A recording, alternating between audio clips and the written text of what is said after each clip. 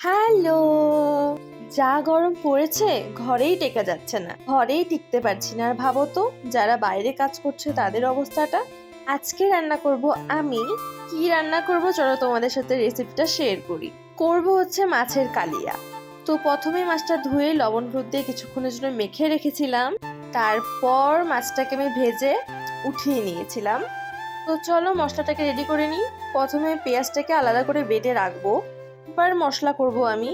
আর এটাই আছে হচ্ছে চালমগজ, পোস্ত, কাজু বাদাম, লঙ্কা, আদা, জিরের গুঁড়ো আর গোটা গোলমরিচ দিয়ে আমি পেস্টটা করে নিয়েছিলাম খুব ভালোভাবে। তারপর গরম তেলে তেজপাতা, গোটা জিরে, থেতো করে রাখা গোটা গরম মশলা দিয়ে দিয়েছিলাম। আলাদা করে বেটে রাখা পেঁয়াজ বাটাটা আমি এখন এখানে দিয়ে দিব।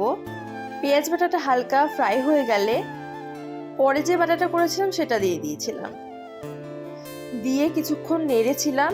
তারপর এটাকে ঢেকে দিয়েছিলাম, তার কারণ হচ্ছে পোস্ত প্রচুর পরিমাণে ছেটে। আর তারপর ওটা কষে গেলে মাছটা ছেড়ে দিয়েছিলাম। তারপর ফ্রেশ হয়ে চলে এসেছিলাম ঘরে। তখনই মা বললো যে বৃষ্টি নামবে, আকাশটা করেছিল মেঘলা।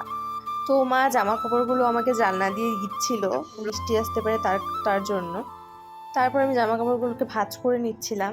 তারপরে বৃষ্টি শব্দ পাচ্ছিলাম, তো দেখি হ্যাঁ বৃষ্টি নেমেছে, আর এই বৃষ্টিটা খুব দরকার ছিল আজকে। বাই।